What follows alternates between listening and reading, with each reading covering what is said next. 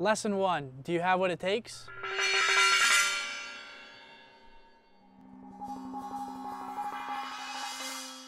So some of the common characteristics that are associated with people becoming professional gamers are the obvious physical traits: quick hand-eye coordination, quick wits, being able to really react on your feet and react to different situations very, very quickly are huge, huge parts. But it's not all physical. You know, people are born with talent and they're gonna be great at whatever they do without putting a lot of work in. It's not about that. It's about putting in the extra hours, because you can be however good you wanna be if you're willing to work and grind and put in the hours. Like I said, I've always been very, very good at sports. I played sports all the way growing up, but you need to have drive, you need to have dedication, you need to learn from other people. And I feel like this course is gonna help you guys a lot.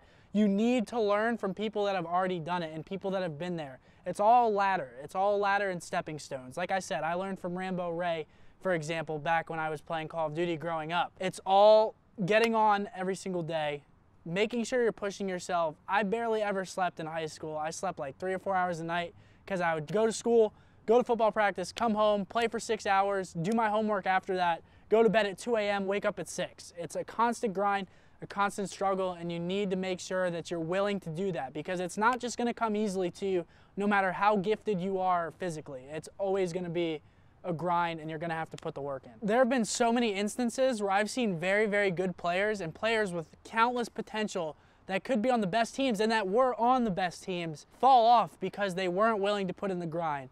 They wanted to go out with their friends. You know, obviously you have family vacations and family stuff that you're always going to have to do, but you're going to have to make sacrifices. You're going to have to say, no, I don't want to go out. No, I want to stay in for the day. I have to practice. You know, it takes that drive. It really does. On all professional video game teams, there are two distinct roles that people play. There's leaders and there's role players. And there's no problem with being a role player and not being the complete leader of your team. Because whenever there's too many leaders on a team, that's whenever egos clash, people butt heads and arguments flare up, and that's whenever people start making things personal, and that's when things combust from the inside. So being a role player, I like to call that basically being someone that's going to throw in input but isn't going to try to lead the team unnaturally. Whenever you're a leader, it should feel natural.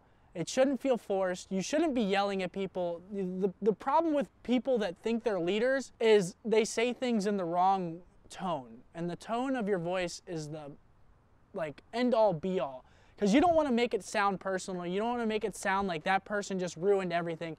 You want to give constructive criticism, and that's like one of the things that's overlooked so much. Constructive criticism. People think that whenever someone gives you constructive criticism, even I struggle with this sometimes, it's like they're attacking you personally, and it's not. They just want to make the team better. That's the role of the leader, the role of the role player. Basically, throw in your input.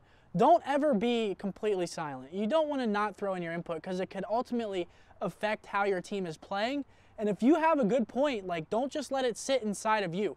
Convey that point to your teammates and make sure that they understand where you're coming from. You don't want to be completely silent, but you also don't want to come off as being like rude or saying things that you shouldn't be saying in a certain tone. You just want to be cool, calm, collected, give your points, let the leader say what he has to say, give your input, and that's that. This whole lesson can be summed up into one quote: hard work beats talent whenever talent doesn't work hard. And it's so, so true. Like I said, if you're not willing to put the hours in, you could be the most talented person in the world, but if you don't practice your craft, you're eventually going to fall off, and people are going to catch up to you. And no matter how individually talented you are, you need to put in the hours, you need to put in the work, and you will shine. I promise you, it'll happen. You just have to be willing to sacrifice that time. You always want to make sure that you're practicing your craft at all points possible, because if you don't, it doesn't matter how talented you are, it doesn't matter how physically gifted you are, you're going to start to lose your drive, lose your motivation, lose your knowledge of the game, and people are going to catch up to you. And that knowledge of the game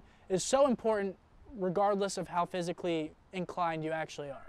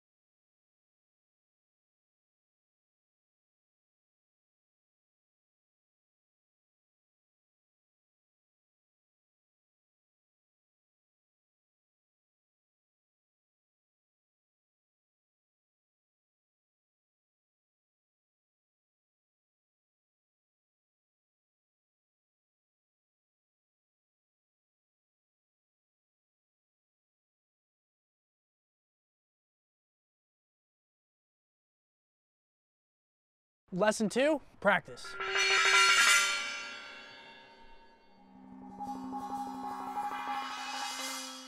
So with practice, I mean, you're gonna have to practice. No matter what you do in life, you're gonna have to practice, refine your craft, get better at it, work on it, and always make sure you're at the top of your game. So with practice, especially in esports, you have got to be on at the scheduled time that your team gives you. If 3 of your teammates want to play, you have to be on.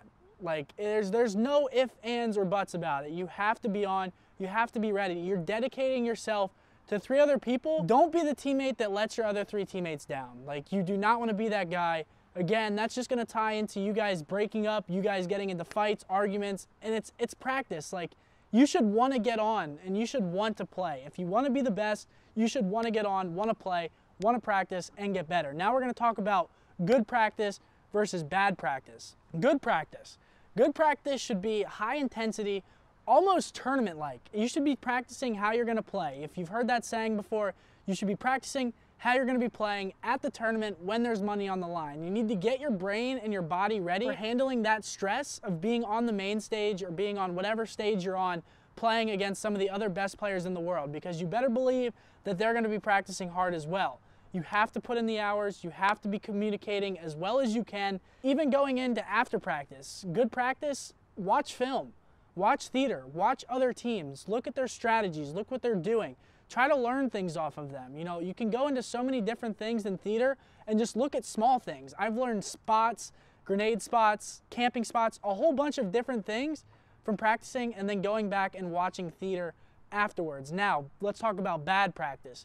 Bad practice is when you get on, you just wake up from a nap, you're not mentally there, you need to get a good meal in before so you're not hungry, not complaining about that. You need to be physically ready to practice. And whenever you get on in a mindset like, I really don't want to play today, you're just going to hurt yourself and your team. Bad practice is not communicating, not taking it seriously, joking around a lot. And by all means, it's okay to joke whenever you're practicing. Like, you can have fun whenever you're practicing, but when it gets too excessive to the point where you're not making progress and you're just going in loops, making jokes, not trying, that's whenever it turns into bad practice. Like, for example, my team, we joke around, we have fun, but whenever it's time to really practice and like if we see something's wrong, we're really going to buckle down and we're going to take things 100% seriously. So the common misconception about practice is that you need to put in millions and millions and millions of hours, never do anything else but practice. It's not about that at all. It's really about what kind of quality practice are you getting out of your practice regimens. You want to get that good quality practice because you could play for 2 hours and go through a full scrim, or you could play 8 hours and you could learn more in that 2 hours as a team than you do in that 8 hours of playing, just, you know, randomly, not taking it seriously. You need to make sure that you're getting on, making sure that the practice is good. If it's not good, speak up. Again, this goes back to leadership. If you don't think the practice is going well, say something. Call out a player. If they're not taking it seriously, be like, dude, what are you doing? Take this seriously. Like, you need to take this practice seriously. And if they don't change, then that's just a mark of a bad player, and you don't want to team with that person. Make sure that you remember this one thing from this lesson. You can play as much as you want, but if it's not quality practice, you're not making any progress. You can play 8 hours a day, 2 hours of that could be quality. You need to make sure that you're optimizing your time while you're on the game.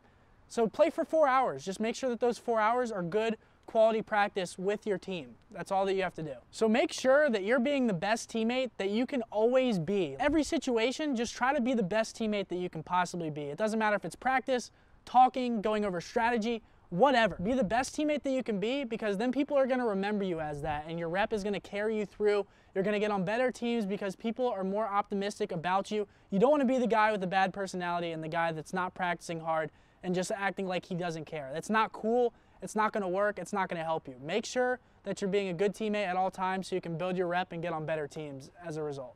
So a lot of people ask the question, what do I do if my team isn't online? How do I get good practice if I'm playing alone? Well, I'm going to give you guys some examples of different games and what you can do. I mean, I'm not completely mastered at other games, but I do know like what you can do. So League of Legends, ranked 5s. Go ahead, learn the champions, learn their different moves, abilities, all that good stuff. Counter-Strike, ESEA, matchmaking, plenty of different platforms that you can play on, plenty of other websites, I'm sure, that you can play on inside of the client. Call of Duty, You can play Money 8s, you can play UMGs, which are UMad Gear online wagers. You put up money, play against other people. And if you're playing fighting games, this really doesn't pertain to you at all. You are your team, so treat it like you are the team. And always remember that it's quality over quantity. Make sure that the practice that you're getting is always quality practice and you're not overworking yourself for no progress. So the last point that I want to make about practice is that sometimes you have to do the boring things, because the boring things are the things that are going to help you whenever you're placed into very, very high pressure scenarios at tournaments. Your tournament life is on the line. You want to make sure that you're not messing up. When I say mechanics, I mean, for example, go into Call of Duty, practice your movement, practice your throws, practice your shot, stuff like that. If you're playing Counter-Strike, practice your spray pattern. Fighting games, go into training mode. There's a whole bunch of different things that you can do to make sure that your muscle memory is really intact, and it's going to help you out whenever you're placed into high pressure scenarios once again.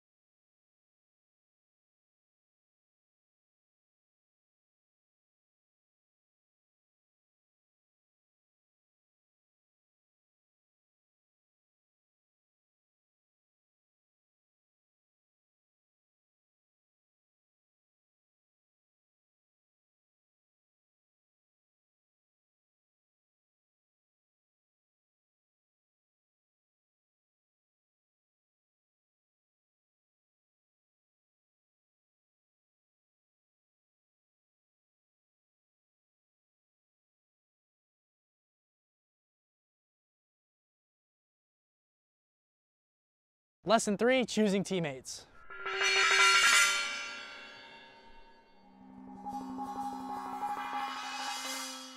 So choosing teammates can sometimes be tricky because everybody is sort of bound to the same system, and not everybody is always bound to the system, but it usually starts with you're going to be teaming with people that are your friends, people that you already know in the community. You know, you're going to be starting at a lower foundation because you're not just going to jump right into the pros. You have to start somewhere. And usually people start with friends, like myself. Usually though, whenever you play with your friends, you're playing on these third-party sites, you're playing on sites that are allowing you to compete against better teams. You're going to get recognized, you're going to get noticed for your skill, and people are going to want to team with you, try you out, etc. They're going to want to play with you. So whenever you get to that next stage, this is where things get a little bit trickier, because this is whenever teams start throwing sponsorships at you, team orgs start coming at you, and stuff like that. For example, myself, I had the opportunity to team with a better team in Modern Warfare 2, but I went with the team that had a better name but wasn't as good. I picked the team with the better name instead of the better players. You don't want to do that. Always go with your gut. Go with the players that you think are going to give you an opportunity to get to that next rung on the ladder. You just want to keep climbing the ladder. Imagine it as the ladder. You have the foundation, then you're going to get noticed, and then you're going to start climbing your way through the teams. And don't do sneaky, snaky stuff. Let it happen organically. Let it happen naturally. You will get your opportunity if you do have the skills that are needed. So just make sure that whenever you're picking your teammates that you're going for skill, attitude, work ethic, and dedication, and not just going for, oh, this team has a better name than this team has a better sponsor than this team. No, you want to go with the players that are going to help you achieve your goals and get to the next level. So going back to lesson 2, I said that building your rep is a very, very important thing. You want to remember this in every single team that you're on. Even if they're your close friends, people are going to notice this, and people are going to talk about you and give feedback to other people, and these people are going to take that feedback. They don't know you, they haven't played with you. They're going to take their feedback and they're going to use it. So always make sure that when you're playing with these teams, make sure that you're being the best teammate possible so you get the best reputation possible so you can play with the best players possible in every single situation. So whenever you're choosing your teammates, you really want to make sure that you're getting the appropriate roles. Now, if we go back, we mentioned that some of these roles conflict with each other. You don't want to have 2 shot callers. I mean, you can. Don't take this like it's the formula for end-all be-all success. It's not like that at all. You can have 2 leaders as long as they work well together. Just make sure that you fit into a nice role and don't try to push anything that you really aren't. Just let it happen organically. If you're a leader, be a leader. Shot caller, be a shot caller. If you're a role player, listen to what the leader has to say and then give your feedback appropriately. Also, make sure that you're playing with people that you like. This is like the most important thing that I can give advice for whenever you're playing with teammates. A lot of people think that it's all skill, skill has a large majority, to do with picking teammates, but you gotta play with people that you like. Playing with people that you don't like, it's just like I said, you're gonna get on, resent them, not want to play with them, get in arguments with them. Things are just gonna implode on themselves if you play with people that you don't like. Obviously, you can make it work, but try to pick people that you enjoy playing with, that you're friends with. Try to make friends, make other friends in the community, and try to make things work out.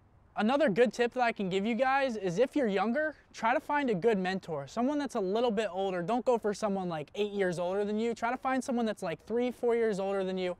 Make sure that they have a lot of in-game knowledge, and make sure that they're like a humble, well-spoken like leader.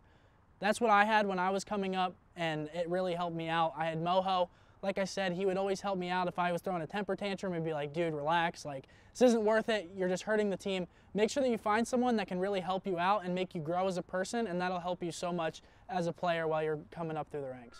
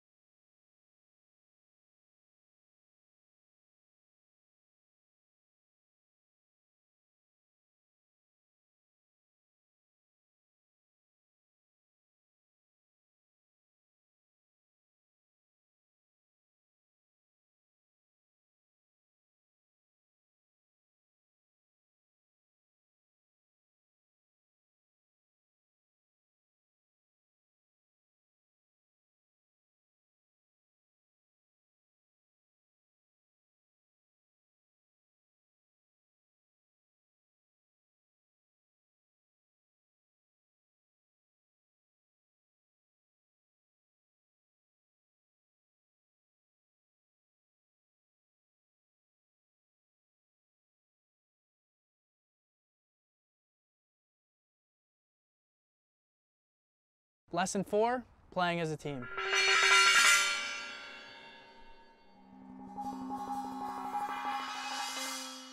Now that you've chosen your team, let's talk about how you want to play inside of the game, talking about your communication, vibes of the team, and a couple other things. So, your communication, first of all, you don't want it to be stressed ever. That's one of the biggest problems that I see with a lot of these amateur teams, is that when they're calling out and they're talking to each other, it's not relaxed, it's not calm, it's always frantic, they're screaming call outs. You want to keep things calm, but obviously getting hype is something that you can do. It's going to help your team in the long run. But I'm just saying, in terms of this, make sure that you're being calm and getting the call outs. Make sure your teammates can actually hear what you're saying. That's a really big part of it.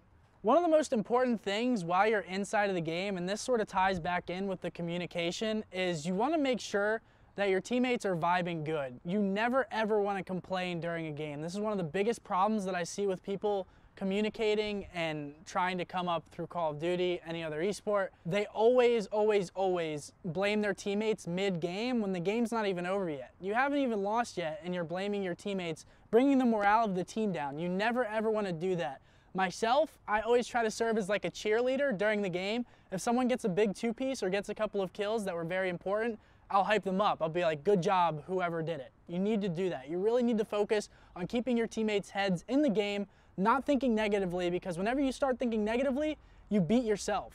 The other team is going to be thinking positive. They're going to be hyped. You start thinking negative, you start making bad plays. Don't want to do that. Keep the vibes good. Keep the vibes up throughout the whole game. Tying back into that as well, make sure that if you're going to say something to your teammate, or if you're going to make some constructive criticism, make sure it's constructive criticism. Don't yell at them. Don't make it sound like you're personally attacking them. Make sure that it's thought out and said in a way that they can take as something constructive and not personal. And always wait until the end of the game, or wait until the end of the match that you're playing to really, emphasize on those points, because once again, you say something, they take it the wrong way, vibes of the team go down, productivity goes down, everything, it just goes down. You want to make sure your morale's high. Keep constructive criticism to a low during the game, save it till after. So for everybody out there that's new to competing or new to competitive games, if you go to a tournament and you lose a match, you can't let that get you down. You can't. If you do, you're just going to beat yourself up. You're never going to get over it. You need to use that loss as fuel. Go talk to your teammates. Go watch theater. What went wrong? What can we have done better? Don't let these things ever get you down. Like, a loss is a loss. Everybody loses. I've lost a lot in my career.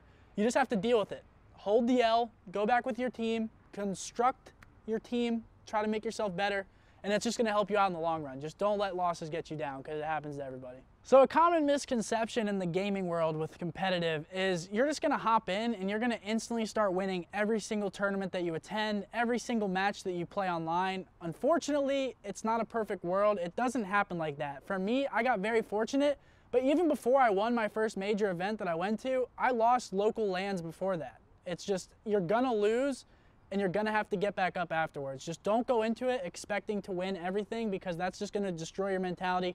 Go in with an open mind. If you lose, learn from it, get better, and teach your teammates. Money should never be the motive whenever you're starting competitive gaming. You need to find teammates that are on the same level as you, thinking that I'm doing this because I love it.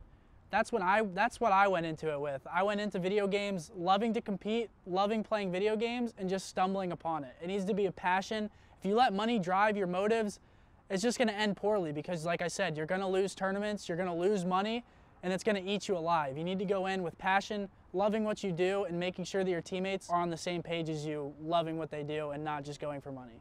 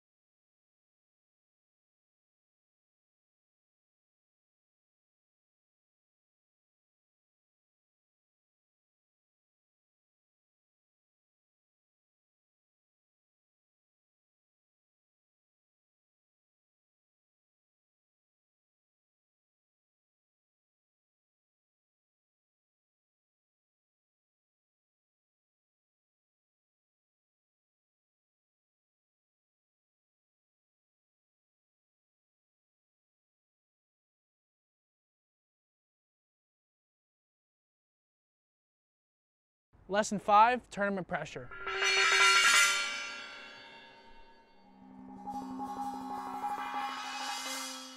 So dealing with tournament pressure can sometimes be hard, especially whenever you're first starting off going to some of these tournaments. But if you go back to lesson number 2, whenever I said that you want to keep your practice high intensity and always, good practice. If you keep practice like that, whenever you go to the tournament, it should feel like second nature. If you're keeping your call outs cool, calm, collected, staying level-headed, and not letting the tournament, get you, just living in the moment, playing the game that you practiced online for so many hours. Just don't think about cameras, don't think about lights, don't think about people behind you. You should be thinking about only the TV and acting like you're at home. If you're practicing at high intensity with your teammates, that's gonna help you out a lot as a team. Maybe you're not so comfortable playing at these LAN tournaments and in the LAN atmosphere, but if you have teammates that you've practiced hard with online, it'll help you out so much. I personally think that it's easier to play at LAN tournaments because you can see your teammates' screens, you can see what you're doing, the cohesion whenever you're clapping hands after you just won a round or something. I just feel like it's a lot easier. And if you take practice seriously and you put the time in online, playing as hard as you can all the time, tournament pressure really shouldn't be there. It should feel like second nature. But again, it's going to be hard the first couple of times, but you'll slowly ease into it, or you'll be eased into it right away.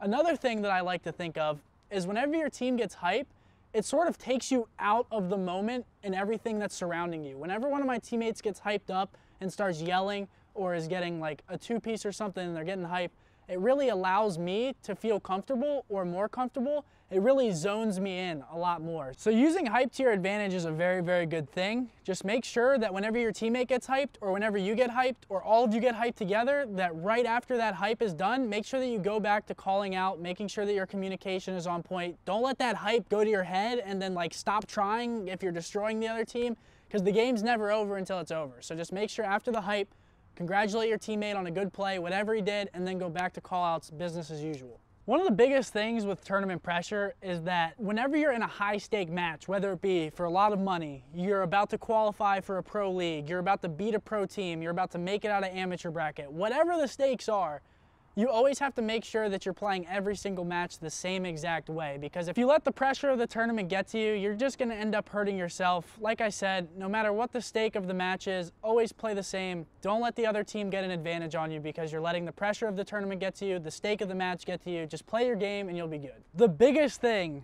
whenever you're going to a tournament is the environmental distractions that are going to come with a tournament. You're not going to be able to escape these. They're always going to be there, and it's two things. You're going to have the other team, and you're going to have the crowd. Now, depending on what kind of station you're playing on or what stage, the other team is more than likely going to be able to talk to you, and you're going to be able to hear them. It's pretty much inevitable. I mean, every single tournament that I go to, you can pretty much hear the team. Even with sound canceling headphones on, they're still going to be yelling. They're still going to be trash talking. You just have to look through that. Don't trash talk them back. I mean, you can if you want, but I usually never do. Just beat them. Let your game talk for itself, and then at the end of the match, shake their hand and be like, I just beat you, bro. Like, where's that trash talk now? Secondly, fans. The fans are also going to always be a factor. People that are watching you, people that are watching behind you, they're going to be close. They're probably going to be able to do the same thing that the other team is doing. Again, block them out. Basically, just don't let the other team or the fans trash talk ever get to you. Beat them, let your game talk for itself, and that's that.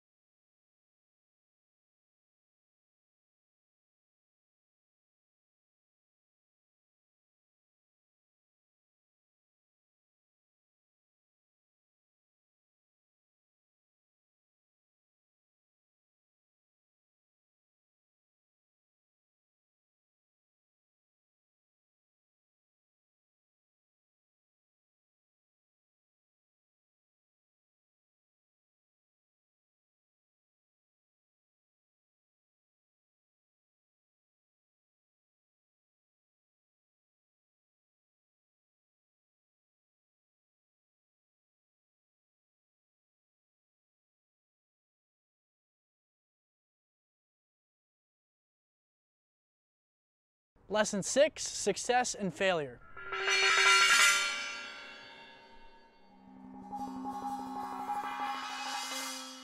When talking about success and the road to success, you really have to set small goals for yourself that are hard to get to, but they're also realistic at the same time. You want to set milestones so that whenever you actually get to those milestones, you have something to be happy about, something to look forward to, something to work towards every single day. Once you hit that milestone, make sure that you have another one set in place just above it, and then just above that, just above that. Keep climbing that ladder and keep setting milestones that are just out of reach of where you are right now. Achieve those goals, and then just keep climbing the ladder until you finally achieve your ultimate dream or vision of what success actually is. A big downfall of a lot of people that find or taste success is that they get complacent with it. The most successful people you see, when they taste success, they want more success. That motivates them to keep that drive and keep pushing even harder. Whenever you do achieve your goal or whenever you achieve your milestone, don't let that get to your head. Don't be like, oh, I'm good now. I can just stay here forever. No, you can't. If you want to be the best in the world at what you do, you have to keep pushing yourself harder past those milestones that you hit. If you get complacent, again, it's the same in every aspect of life. You get complacent, you're going to get worse at something. You're going to fall lower and lower and lower until it's not achievable anymore. Whenever you get close, make sure that you keep pushing harder and don't let that dream fade away from you. So whenever you do reach your goals and you do reach success, make sure that you really bask and enjoy that accomplishment that you just achieved. You don't want to like sit there and linger on it for too long, but make sure that you enjoy it. Make sure that you treat yourself. Make sure that you like pat yourself on the back like, I did this. But again, make sure you don't get complacent. Keep working towards your ultimate goal. Don't let little milestones be the deciding factor of whether you're going to succeed or you're going to fail. Make sure you keep pushing, but enjoy those small victories. And like I said, treat yourself, pat yourself on the back, and give yourself a thumbs up for doing a good job. When you do achieve that success and you have that feeling, make sure that you don't let that go to your head, because right when that goes to your head, it'll change you as a person. Like literally, it will change you as a person. You'll think that you're better than other people. You think that you can talk trash to your competition. You never want it to get that far. If you enjoy success and you get success, you just gotta stay humble about it and keep pushing and let the results do the talking. Why do you ever need to talk trash? I mean, obviously there are gonna be times that you want to, but you have to really restrain yourself. Don't allow yourself to fall into that trap of looking like you have an ego or you have a big head because you enjoyed success one time. Make sure that you enjoy success. Don't talk trash to people, and then just keep on pushing forward for more success. So say you're in a match and you win that match and it's a big important match. Make sure that you let your sportsmanship really shine. Shake their hands, say good games, even if you lose, say good game, shake their hands. This ties back into the reputation side of things. If you go up there and you win and you don't shake the other person's hand because you have beef with them or something, or you lose and you don't shake their hands because you're salty that you lost, like, don't be that guy. Just shake their hand. They're going to be yelling. They're going to be excited. It's going to happen. Shake their hands, say good game, move on, either enjoy the success or learn from the failure. Just don't be a bad sport about winning or losing. Just, you can't do that. Win or lose, your personal brand is always on the line. The way that people see you, the way that sponsors see you, the way that organizations see you, the way that everybody sees you will always be on the line. Make sure that you're always a good sport, win or lose, and you'll be okay. Now moving into the failure side of things. Failure is inevitable. I've failed things that I've wanted to do. Every single person in the world is never ever perfect. The people you look up to are never ever gonna be 100% perfect in anything that they've ever done. Everybody is going to encounter failure, but the way that character is really molded is how you push through that failure, how you recover, what you take from it, how you respond to it. People really see that and people respect that a lot. Like whenever we lose, I just say good games and it's like, well, we lost. I know a lot of people are disappointed, but you just have to push forward. People are gonna talk trash. Don't let them get the best of you. Just keep pushing forward and prove them wrong at the next tournament. When you do lose, because it will happen, as bad as that sounds, go back to the lab. Again, this ties back into watching theater. Go home, practice harder, try and fix the mistakes. Don't go outside and sulk even though you're gonna be disappointed. Just let the loss sink in. It'll take a couple hours. You'll feel fine afterwards. Go back to the drawing board, make things work the next time. And once again, prove people wrong at the next tournament. It's never your last shot. You always have another opportunity. Just keep on pushing forward. The last point that I have to make about failure is don't jump ship on your teammates right away. I've seen this so many times where people have the potential to be on a very good team, like a good, well-rounded team. I've seen it so many times. They lose a tournament, they lose one match, and then they just jump ship. They leave, and then they get on a worse team as a result, and then it's so hard to climb out of that hole that you put yourself in. It ties back to your reputation. You jump ship, you get a reputation as that. You know, people aren't gonna trust you. They're not gonna want a team with you. They know that you're not willing to build as a team. They're just not gonna trust you the same. And honestly, if you stick it out, it could work out for the better. You could place better at the next tournament. You could form a relationship with one of the players that's better, then you could team with him more. Your team could improve. You could form a bond with another one of your teammates and you guys could form a duo-ship. There's a whole bunch of different possibilities that can come from staying on the team. Don't just give it one event or one match and then leave, because like I said, that reputation will stick with you, it will haunt you. Make sure that you're being loyal to the people that are trying to build with you. If a change needs to be made, it needs to be made, but try to stick it out and see where things take you.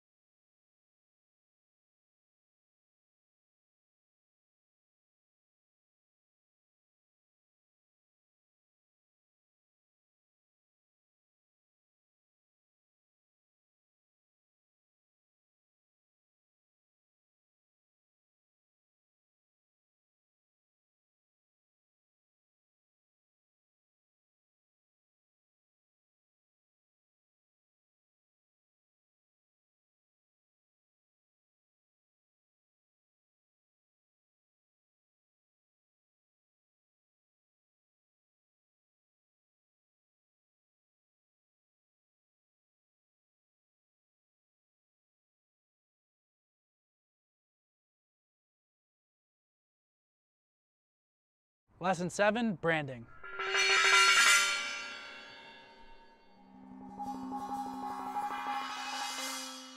When you're thinking about branding and what branding means to you, the brand that you create should be a more intense version of yourself. It should be the character that you want other people to see. Whenever someone thinks of Scump, for instance, they think of King Scump, and that's because I branded myself as wanting to be the best Call of Duty player in the world. And I'm not saying that I am by any means of the imagination, but that is like what I branded myself as. That's what I wanted people to see me as. And that helps a lot because people, whenever they hear the name Scump, they're like, oh, he's not a really big YouTuber. He's not a really big streamer. He's a very good competitive Call of Duty player. So you always want to make sure that your character is yourself as well. You don't want to force anything. Don't try to force an alter ego that isn't you, Because in the end, it's like you don't want to have to act all the time. You want to be yourself. Whenever you're in front of the camera, you want to act like yourself. Don't force something, it just looks unnatural and weird. So whenever you become successful in whatever you want to do, whether it be competitive, YouTube, streaming, whatever, whenever you do become successful, your brand is going to help you out a lot. It's going to give you a logo and something that people can latch onto. So like whenever someone sees a crown in Call of Duty, they think Scump, because King Scump, that's what I branded myself as. So whenever you do get to that point where you're like, okay, now I want to start branching out. Now I want people to know me for more than, you know, whatever you want to be. That brand can really help you out by putting logos on stuff, giving people merchandise, giving people something extra to really, you know, latch onto. So having those other streams of income and ways that people can latch onto you, it allows you to go beyond being a competitive player, and it allows you to be more successful in your field of work, whatever it may be. It just allows more people to latch onto you and, once again, build your brand, make you become more successful outside any game that you're playing. A huge reason why I was successful, because I built my brand, again, as being one of the best Call of Duty players in the world. I then got support from YouTubers, streamers, people that like latched onto that, and they thought that it was really cool what I was doing, even though they already had, you know, stuff going for them. And that ties in with networking as well. It just allows you and gives you a platform for people to notice you and see you for what you really are. And then after that, you can jump to YouTube, streaming, show people your real personality, because people didn't know my personality until I started doing YouTube, until I started streaming. So having a good and successful brand and a strong foundation can really help you out with any other thing that you want to pursue besides being a competitive player. Putting all of that together, as grim as it sounds, it's really, really hard to live off of just tournament winnings unless you're winning like every single tournament. And you don't have to win every single tournament, but having those other streams of income and building your brand can really help you out, because again, just relying on tournament winnings is very, very, honestly, it's sketchy. Sometimes you're gonna lose and you're not gonna get the payday that you thought you were gonna get, and it just becomes like a snowball effect. So make sure you build your brand up so you can have different incomes so that you are comfortable outside of just competitive gaming, because it is very hard to win every single tournament and have a stable income when just relying on competitive gaming.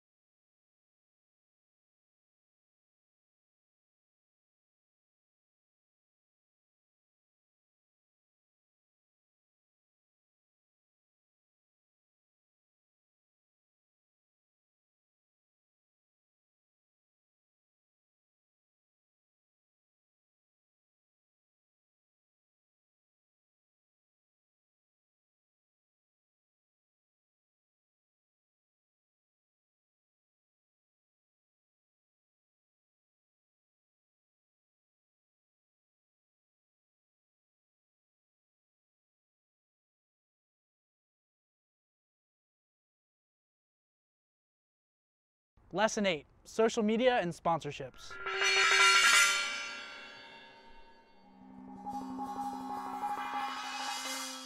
So social media can either be your best friend or your worst enemy. Depending on how you interact with people and the tweets that you send out, it can really make or break your brand, how people see you, how sponsors see you, and how fans see you, how everybody sees you on social media. First of all, you don't want to ever swear on social media. I've always been taught this: never write a swear word in writing. Like, you can say swear words on camera, not really on camera, but never ever put a swear word in writing. If that's the one thing you learn from this, do not do that. So social media can be very beneficial for players that are trying to come up through the ranks, strictly because you can meet a lot of people that you wouldn't get to meet online and on social media. So you don't actually have to fly to these tournaments and go to them, even though it is highly recommended. You can sit there and you can make friends on social media, and those friends will make you meet new friends, and then so on and so forth. That can really help you climb the ladder, because you're going to meet a lot of people that you wouldn't regularly get to meet if you didn't have social media. You're not just going to have a message on your PS4 or Xbox or PC from random people saying, let's team. It's just not how it works. You have to get on social media, interact with people, and always be respectful to pros, other amateur players, and pretty much everyone, because again, that ties in. You don't want to have a bad reputation for yourself, and social media is where a lot of people get a bad reputation for themselves. So whenever you're looking at your Twitter, your Facebook, YouTube channel, stream, anything at all, make sure that it looks professional. Make sure that if somebody approaches you and looks at your Twitter page, they're not in disgust. Make sure you don't have like a paint logo or something drawn on there that's just like, it looks bad, it doesn't look professional. Make sure you have graphics made. Put a little investment in. Graphics aren't really that expensive. They're probably like $20 to get a nice banner made. Throw $20 in, get a nice banner, get a nice logo, and make sure that you brand yourself on Twitter the way that you want to be seen. So whenever you start to see more success through competitive or whatever you're doing, you're going to start to get more fans. And those fans, make sure you interact with them. Those are the people that are helping you and supporting you to do what you love every single day. You can't just completely ignore them. Don't get an ego. Make sure that you respond, favorite their tweet. It can really make someone's day, and it literally takes a click of a button. It's so simple to do, and it'll help you out so much, and it'll make you gain more supporters. Whenever people see, oh, he's a nice guy, he's down to earth, he doesn't have a huge head, people really respect that, and people do look at that kind of stuff. So whenever you're looking at social media outlets, don't just look at Twitter, don't just look at Facebook. There's so many more possible opportunities to get more eyes on you, and actually, I think that YouTube and live streaming, whether it be on Twitch, MLG, whatever platform you pick, those get more eyes on you than social media will initially. If you can build your YouTube and Twitch, you're gonna have so many people supporting you and so many people watching you, and then that's gonna make other people realize like, oh, he's a good player. I can watch his gameplay. I can see what he's doing. He seems like a cool guy. Stuff like that. That'll really help you out in the long run if you wanna be on a successful pro team. Doing YouTube and streaming isn't a necessity, but it can really, really help you get extra exposure. So with sponsors, you're gonna be looking at 3 different types of deals really. You're gonna have product sponsors, people that are only gonna give you product for sponsorship. You're gonna put their logo up on your pages and they're gonna give you product. You're gonna have commission deals, like with Scuf, you see players have 5% off your Scuf. You're also going to have paid promotional content or just people paying you to give you money, which is like the highest sponsorship that you can get anywhere. One thing that I will say is know your worth. Don't let these sponsorship companies take advantage of you. They're gonna try to get you, obviously, for what they think they can get you with. If you don't think that you're worth that, or you think that they're underballing you, say something. Don't sign something that you don't want to sign and then regret it later on. It's actually what I did whenever I joined Quantic back in Black Ops 1. I signed a contract thinking like, okay, this is cool, I'm locked in, I have team paid, travel paid, hotel paid, and I'm getting a small salary. I ended up regretting that later down the line whenever Optic wanted to pick me up. So if you're gonna sign something, make sure you have someone read over it, whether it be a lawyer, attorney, your mom, your parents, just have somebody look over it, because you don't have that knowledge of what the letters mean. Like the language in contracts can be so deceiving and they can really try to get you on certain things. So make sure you have someone read it, make sure you think before you sign stuff, and make sure that you 100% want to do it before you commit yourself to something. Because once you're committed, it's impossible to get out.